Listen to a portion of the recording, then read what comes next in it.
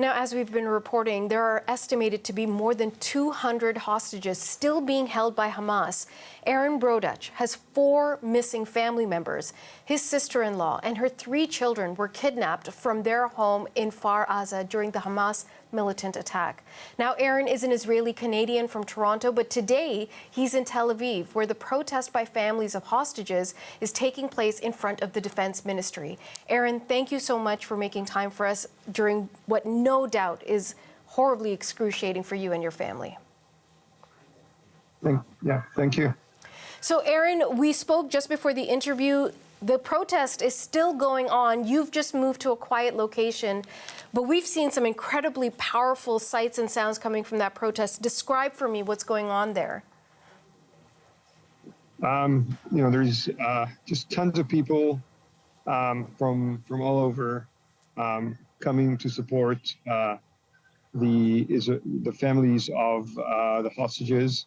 I think Israel is, or at least the people of Israel are very united. I think it's clearly a very obvious things that needs to be done, that we need our families freed and brought home to be with us, and everyone is extremely supportive.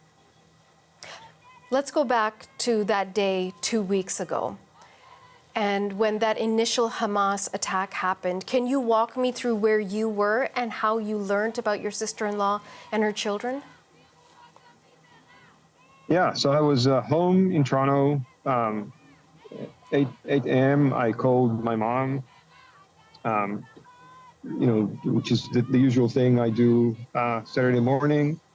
And I found out that there's a war going on and that everyone's missing. I was worried, but not extremely worried. I didn't realize the severity of the situation. An hour later, I called. They located my brother. I talked to him, and he told me that his family's dead.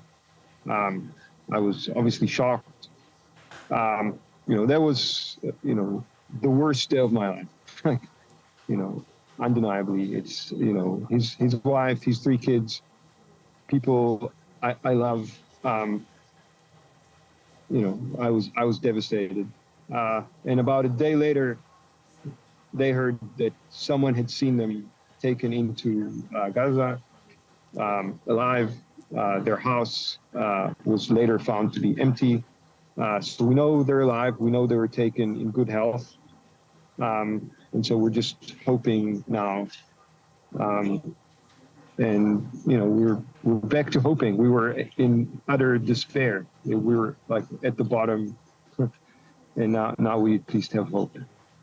How is your brother doing in the midst of all this? He's incredibly strong. He's being supported by everyone around him, and he's focused on just getting his family back. It's a tough battle, and this is all we're doing, all day. Now, you were in Toronto when the initial attack by Hamas happened. Tell me about the decision to now come to Israel. I mean, the decision was obvious. I had to be there for my family, for my parents who just, their grandchildren are away, for my brother to support him. It was obvious. We're very close. My niece, Ofli, one of the 3 children, she was in Toronto, stayed with us for a month. I went to summer camp in Toronto. I'm extremely close to my brother.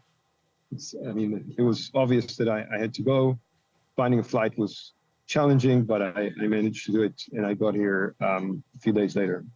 Can you give me a sense of, you've very vividly described how devastating this has been for you and your family, and a lot of the attention internationally has turned towards what's happening in Gaza. How are people in Israel still coping with what happened to them 2 weeks ago? It's devastating. It's devastating. Entire families were murdered. the situation here is devastating.